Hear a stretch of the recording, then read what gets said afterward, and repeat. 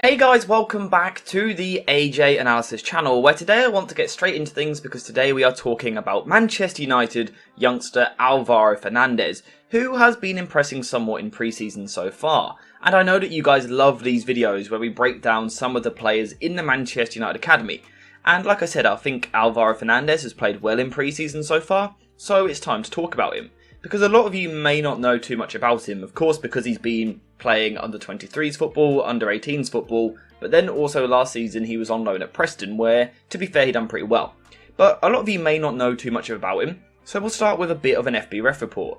Now, I think something I need to make really very clear with this is that this isn't actually a true reflection of Alvaro Fernandez as a footballer. You can see here that his pass completion rate is just 67.3%, which, in all honesty, is horrendous. It's really not very good at all. But you do have to consider the fact that, I've got it written here somewhere, Preston last season, their whole team averaged 71.67% pass accuracy, which suggests, you know, they had a certain way of playing football, and it perhaps wasn't nice tick-a-tacker possession play.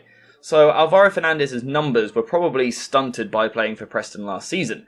However, what we can see is that he's still done very well in other areas. From a defensive point of view, his numbers look pretty good, his kind of chance creation at the top there looks pretty decent, and also his progressive carries and his successful take-ons. And that is a better pointer to what I would say Alvaro Fernandez is as a footballer. Now, for those of you that don't know, this is all coming from a left-back position, and Alvaro Fernandez genuinely, I think, has a chance to maybe make a claim to become the backup left back this season. So before we continue into the video, a quick shout out to today's video sponsor, JerseyFifa.com, the home of all of the greatest football kits. Whether that be the new latest releases or the old classic ones like this, Jersey FIFA has something for everyone, and now you can check it out yourself using the link in the description down below. And also make sure to use code JerseyFIFA for 10% off when you order. One of the reasons why I think Alvaro Fernandez could genuinely kind of compete with Tyrell Malacia this season is because of his press resistance in deep areas. We know that Manchester United's squad over the past couple of seasons has lacked that profile of player which can receive the ball under pressure. Alvaro Fernandez does not fit that category because he's actually really good at receiving the ball under pressure, and he's a very calm player once put under this kind of situation. And the reason for that is because he just seems to have a real confidence in his technical ability, and rightly so, because he is a very, very technical player, very confident receiving under pressure and beating his man in these areas 9 times out of 10. Of course, press resistance for a fullback is different to a midfielder. When you are press resistant as a midfielder, you're kind of receiving the ball with your back to play, so you've got to turn a player in a different way. Whereas from fullback, you are facing things a little bit more, and Alvaro Fernandez does this really well.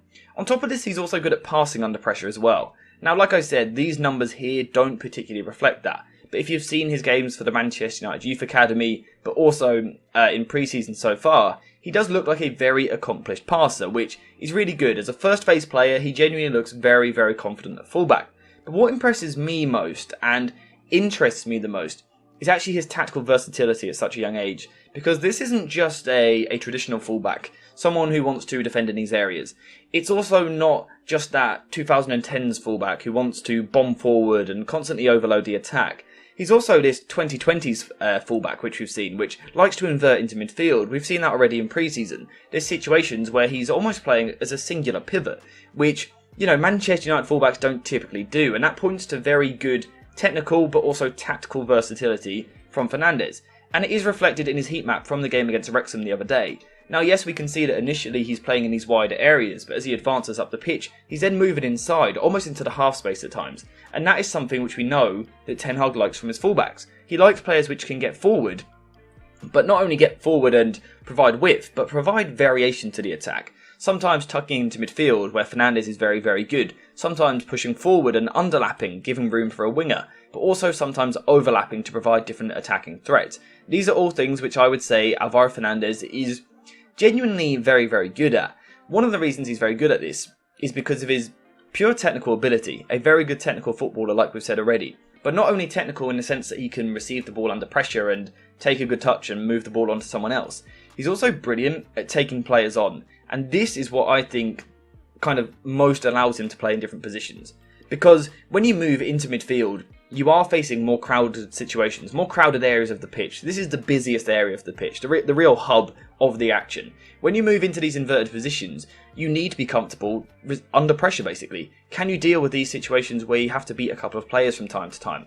Alvaro Fernandez is very good at doing that because he's really good in the take-on. This of course also makes him very good at overlapping out wide as well. He's really good at getting forward. We can see this in his dribbling FBref report here. Take-ons attempted in the 90th percentile. So what that is initially showing is a confidence in his own ability, a willingness and a keenness to pick up the ball and look at the players in front of him and decide, I think I can take you on. We can also see that successful take-ons importantly in the 96th percentile and successful take-on percentage the 90th percentile, which is very, very impressive. And in terms of tackle during take-on percentage, the 84th percentile. So genuinely he's a very good ball carrier. We can see that further down as well. Progressive carries to 71st, carries into the final third to 77th percentile, and carries into the penalty area the 87th percentile.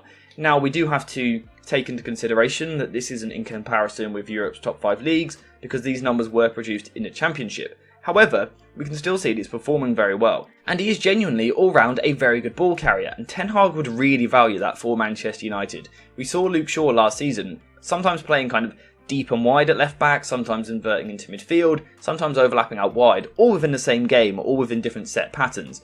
Alvaro Fernandez is the sort of player which is very capable of doing something similar. Like I said, a large part of the reason why he is able to do this is because of his ball carrying ability, and that was really on display against Wrexham. As we can see here, using Once Video Analyzer Pro, really good video analysis software, check it out using a link in the description if you like. But we can see him here, receiving the ball in the middle third of the pitch. And what you've got to consider when you're playing against a team like Wrexham is they may not have the most quality players all over the park, although it is a pretty good team. But these are experienced footballers. These are senior footballers. There's some 28, 29, 30-year-old players here. So whilst they may not have the quality, they kind of have that know-how of the game, how to use your body, how to use your size. So for a young team like this Manchester United side to compete and really outplay them for large parts of the game was quite impressive.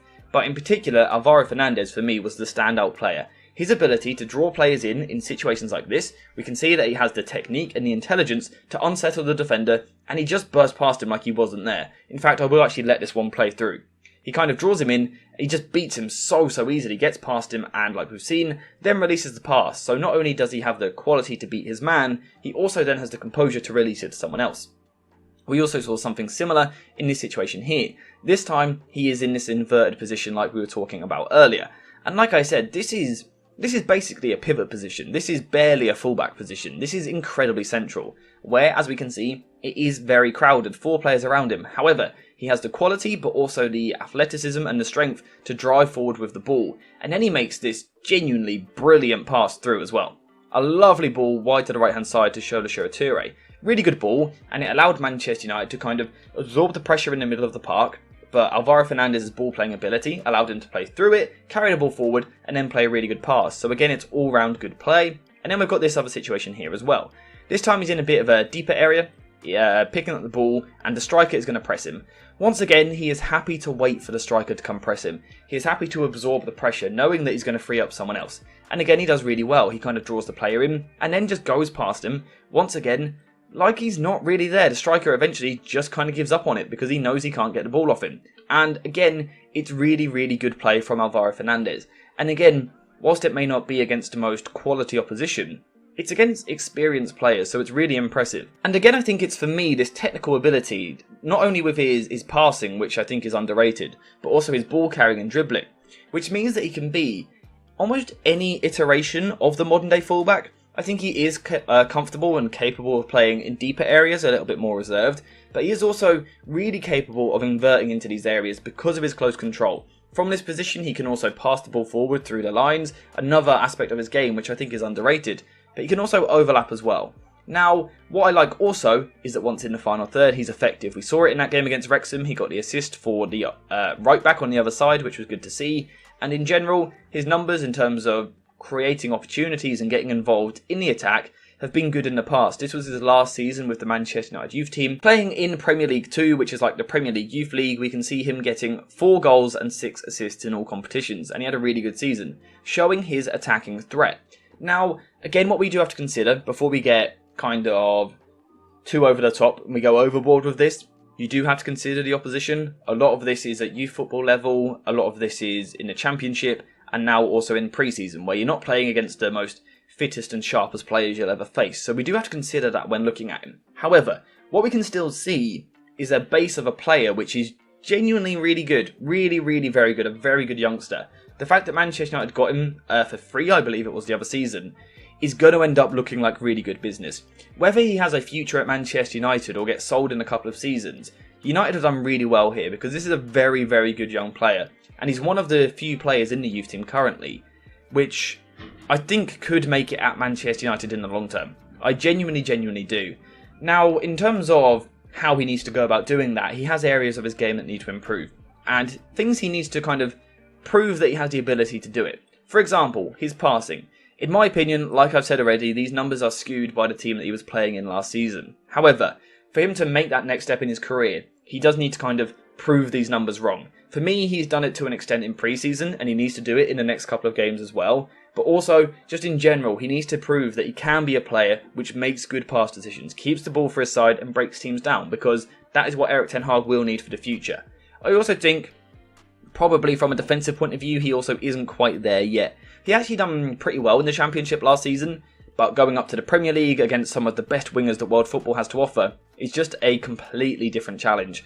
So again, I think he's good in this area, but he does need work before kind of stepping into the first team on a more regular basis, maybe getting 5 to 10 games per season. He's not quite there yet, if you ask me. It's for this reason that I think he probably needs a loan move at this moment in time. Some people are saying he could be the backup to Luke Shaw this season.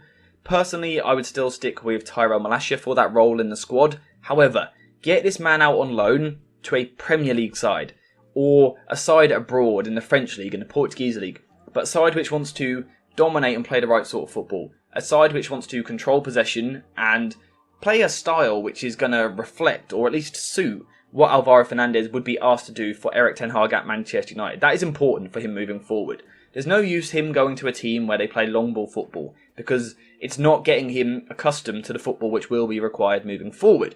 Get him a loan to a lower Premier League side for a year where maybe he can play 20 odd games over the course of a season.